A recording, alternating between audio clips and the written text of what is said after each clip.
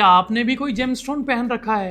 क्या उसे पहनने के बाद भी आपकी जिंदगी में वही चीजें जिसके लिए आपने पहना था रिपीट हो रही हैं? आपने अपने भाग्य के लिए पहना, परंतु भाग्य वहीं का वहीं सोया हुआ है। आइए जानते हैं इस वीडियो में कि इसी के बारे में कि जेमस्टोन किस तरीके से काम करते हैं। मैं आचार्य नवीन चतुर्वेदी आपके सामने इन रत्नों के रहस्य को खोलता हूं और हमें कब जेमस्टोन धारण करना चाहिए और कब नहीं।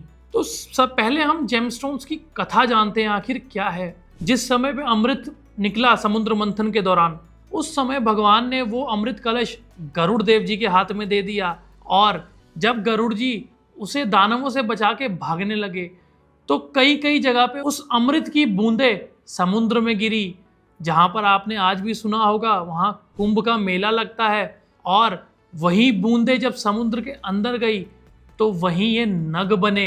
समुद्र मंथन में 14 रत्न निकले थे, उसमें से मणि भी एक रत्न था।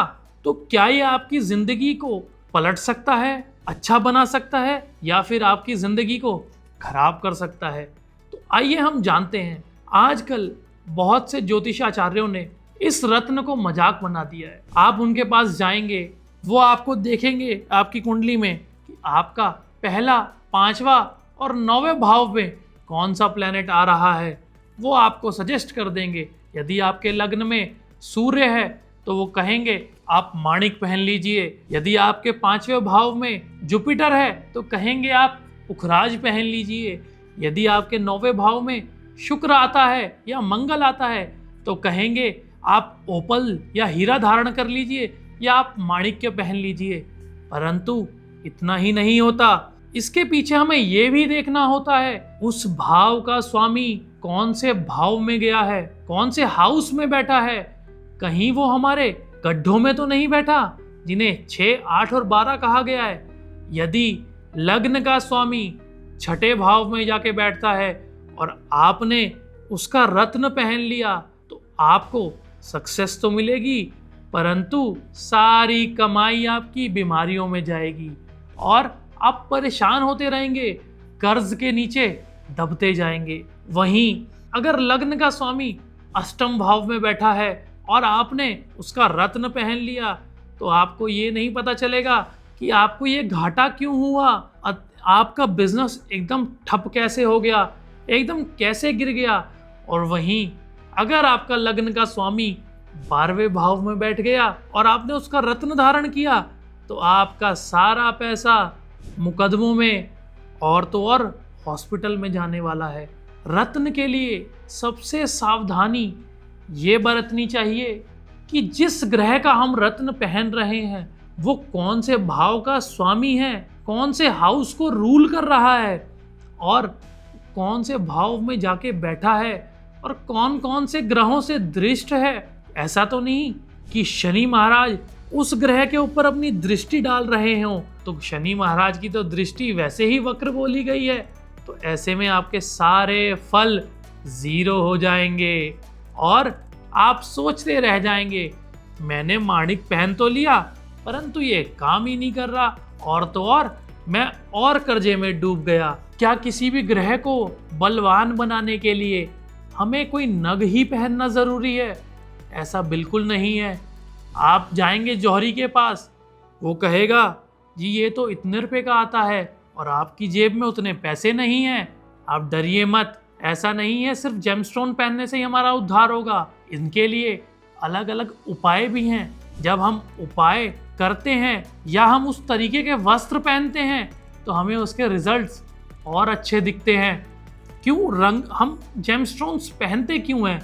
उस ग्रह की एनर्जी को अपने अंदर और बढ़ाने के लिए। तो वो काम तो हम वस्त्र पहन के भी कर सकते हैं। उसी कलर के अगर हम कपड़े पहने तो वैसी ही एनर्जी हमारे अंदर ट्रांसफर होगी। कोई भी जेमस्टोन धारण करने से पहले हमें उस रंग के वस्त्र पहनकर देखना चाहिए, कपड़े पहनकर देखना चाहिए कि क्या वो हमारे लिए सूटेबल है। क्योंकि आप एक बार खरीद तो लेंगे रत्न, परंतु वो आगे आपके किसी काम में नहीं आने वाला। आप जाके या तो उसे लॉकर में रख देंगे या तो आप किसी और को दे देंगे।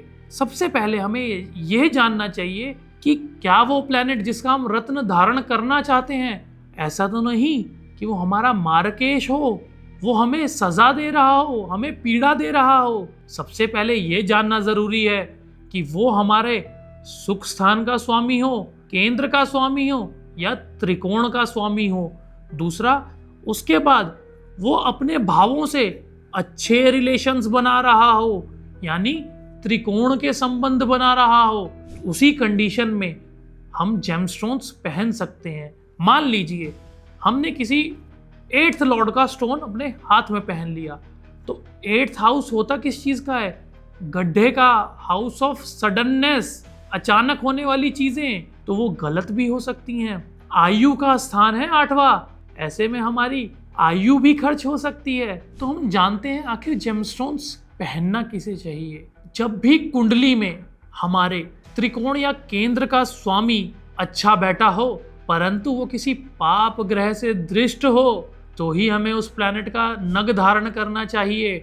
और नग धारण करने से पहले किसी एक अच्छे एस्ट्रोलॉजर से मिलकर उसके पॉजिटिव और नेगेटिव पॉइंट्स को देखना चाहिए। क्या वो हमें अच्छे फल देगा या वो हमें नेगेटिव फल देगा? इसे जानने के लिए आज ही आप हमारे दिए गए नंबरों पर कांटेक्ट कर हमसे अपॉइंटमेंट ले सकते हैं। जय सिया राम।